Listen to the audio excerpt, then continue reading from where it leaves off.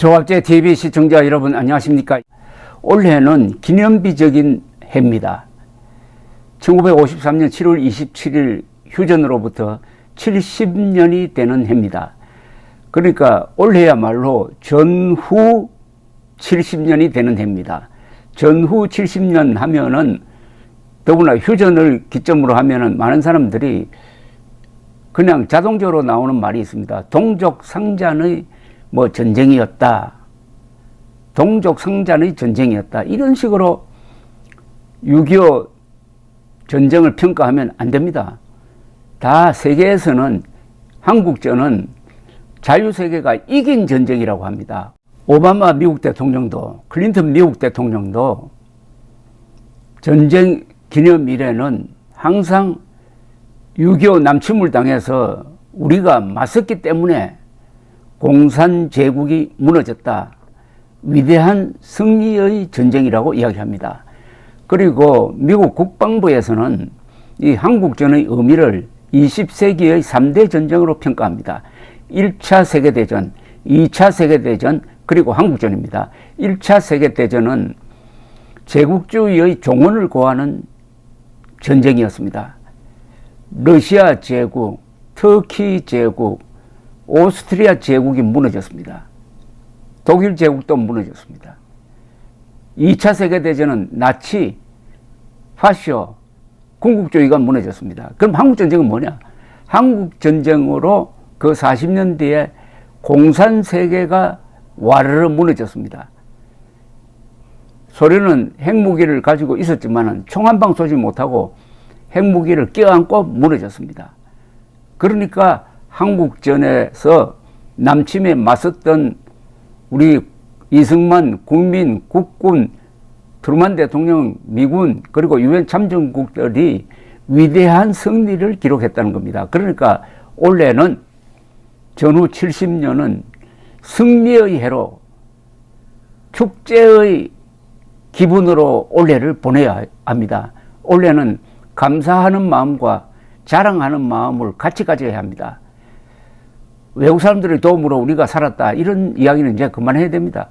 우리가 남침에 대한 항전으로, 그리고 1988년 서울올림픽 개최로 공산세계를 무너뜨리는데 결정적 역할을 해가지고 빚을 다 갚았다, 이렇게 나와야 됩니다. 그래서 저는 원래 기회가 있을 때마다 전후 70년의 자랑을 하려고 합니다. 1953년 7월 27일 판문점에서 휴전 조인식이 있을 때는 암담했습니다. 그때 조선일보 기자로서 그 현장을 취재했던 분이 최병우 기자였습니다. 최병우 기자가 남긴 글을 소개해 드리겠습니다. 그런데 이 휴전 조인식에는 이승만 대통령이 대한민국 대표를 보내지 않았습니다. 서명도 하지 않았습니다. 북한 정권의 비겁한 기습 남침으로 국토가 난장판이 되고 3년 1개월간 피 터지게 싸운 결과는 거의 원립치료의 복귀였습니다. 이승만 대통령은 다 이겨놓은 전쟁을 미국이 망쳤다고 생각하고 있었으므로 도저히 이 휴전을 받아들일 수 없었을 것입니다. 휴전협정 조인식을 보도한 1953년 7월 29일자 조선일보의 사회면 머리 기사 제목은 오고야만 휴전의 날, 통일 쟁취는 이제부터다 였습니다. 판문점에 특파되었던 최병우 기자는 그 뒤에 한국일보로 옮겨가지고 대만 해협 위기를 취재하던 중에 타고 있던 함정이 침몰할 때 순직한 분입니다. 그분이 쓴 글을 제가 소개를 해드리겠습니다. 기사입니다. 백주몽과 같은 11분간의 휴전협정 조인식은 모든 것이 상징적이었다. 너무나 우리에게는 비극적이며 상징적이었다. 학교 강당보다도 넓은 조인식장에 할당된 한국인 기자석은 둘뿐이었다. 유엔 측 기자단만 하여도 약 100명이 되고 참전하지 않은 일본인 기자석도 10명을 넘는데 휴전회담에 한국을 공적으로 대표하는 사람은 한 사람도 볼 수 없었다. 이리하여 한국의 운명은 또 한 번 한국인의 참여 없이 결정되는 것이다. 27일 상호 10시 정각 동편 입구로부터 유엔 측 수석 대표 해리슨 장군 이하 대표 4명이 입장하고 그와 동시에 서편 입구로부터 공산 측 수석 대표 남일 이하가 들어와 착석하였다. 악수도 없고 목례도 없었다. 기이한 전쟁의 종막다운 기이한 장면이었다. 해리슨 장군과 남일은 쉴 새 없이 펜을 움직인다. 각기 36번 자기 이름을 서명하여야 하는 것이다. 그 속에는 우리가 그리지 않은 분할선이 울긋불긋 우리의 강토를 종횡으로 그려져 있을 것이다. 내가 지금 앉아있는 이곳이 우리나라인가? 이렇게 의아한다. 그러나 역시 우리가 살고 죽어야 할 땅은 이곳밖에 없다고 순간적으로 자답하였다.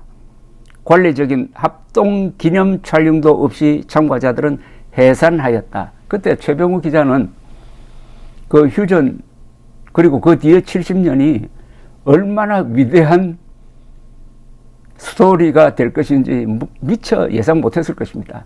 아무도, 아니 최병우 기자뿐만 아니라 어떤 사람도 그 휴전의 의미를 그때는 알 수가 없었습니다. 그러나 70년이 흘렀습니다. 그 70년 동안 무슨 일이 있었습니까?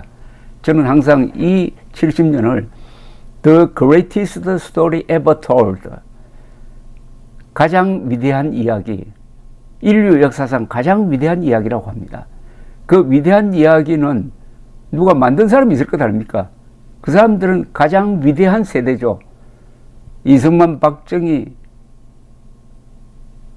이병철, 정주영, 이런 식으로 꼽을 수도 있지만은 한 세대로 이야기하면은 The greatest generation이 The greatest story ever told를 만들었습니다.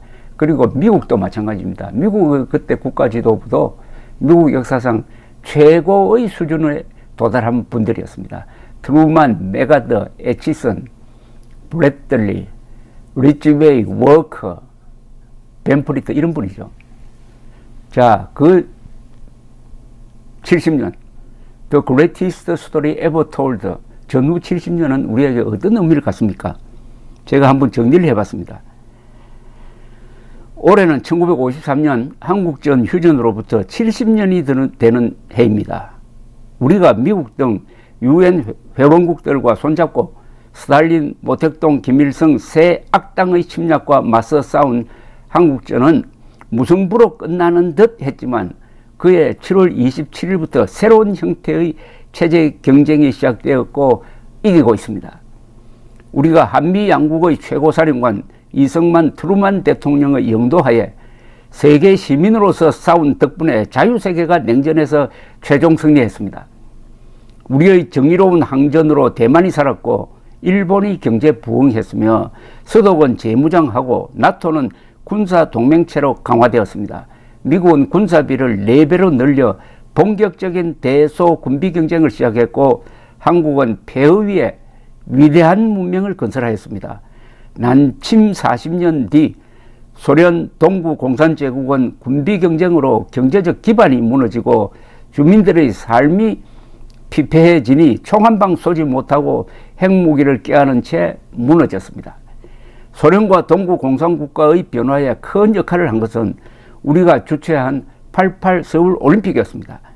소련과 동독이 메달수에서 1, 2등을 하고 선전 매체들이 경기뿐 아니라 한국의 발전상을 열광적으로 중계방송을 한 것이 오히려 주민들에게 우리는 뭐냐는 문제의식을 심어 1989년의 공산권 대붕괴로 이어졌습니다. 우리는 사생결단의 저항과 평화의 올림픽 주체로 공산당을 무너뜨리고 자유세계를 구했습니다. 아시아에서 공산당과 싸워 자유를 지킨 나라는 한국이 유일합니다. 지난 70년 한국인의 가장 위대한 결단은 괴물과 싸우되 괴물을 닮지 않았다는 점일 것입니다. 민주주의를 희생시키지 않고 키우면서 공산주의와 싸웠습니다. 박정희 대통령은 재임 18년간 수많은 폭력 시위에 직면했지만 한 번도 발포 명령을 내리지 않았습니다. 단 한 명도 총 맞아 죽지 않았다는 이야기입니다. 그런 점에서 진짜 노벨 평화상감이라고 하겠습니다. 그래야 한국인은 최악의 조건에서 최단기간에 최소한의 희생으로 최대의 업적을 남겼습니다. 미국의 한 매체는 연초 한국이 강력한 나라 랭킹에서 일본을 제치고 세계 6위가 되었다고 했습니다. 인구 5천만 이상이고 1인당 국민소득 3만 달러 이상의 큰 나라들 중 민주주의를 하는 나라는 미국, 일본, 독일, 영국, 프랑스, 한국, 이탈리아 뿐입니다. 7대 강국입니다. 여기 한국이 들어가 있습니다. 신약 성경 로마서 12장은 아무에게도 악을 악으로 갚지 말고 모든 사람 앞에서 선한 일을 도모하라. 악에 지지 말고 선으로 악을 이기라고 했는데 한국인이 걸어온 길이 바로 이 가르침대로였던 것입니다. 이승만 대통령도 건국기념연설에서 종국에 가서는 선이 악을 이긴다고 믿고 드디지만 민주주의를 밀고 나가야 합니다라고 역설했습니다. 이승만 대통령은 한국전 때도 언론검열을 폐지했고 역사상 최대 규모의 선거를 했으며 특히 직선제 개헌을 했습니다. 한국인은 직선제 쟁취를 말하면서 최초의 직선 대통령을 독재자로 몰았습니다. 한국전은 세계사적 관점에선 자유를 지켜낸 정의로운 전쟁으로 평가받지만은 한반도에서만은 문제가 풀리지 않고 있습니다. 작금의 국제 정세와 나라의 분위기는 올해 자유통일의 문이 열릴 것이란 예감을 갖게 합니다. 피땀 눈물로 써온 70여 년의 한국 현대사는 The greatest story ever told입니다. 인류 역사상 가장 위대한 이야기로 기억하고 기록되도록 만들어야 합니다. 누가 뭐래도 대한민국은 착하게 살아왔습니다. 이제 부채의식도 열등의식도 노예근성도 필요 없습니다. 올해 한국인은 세계 앞에서 당당해져야 합니다. 그리고 올해를 축제 분위기에서 보내야 합니다. 감사합니다.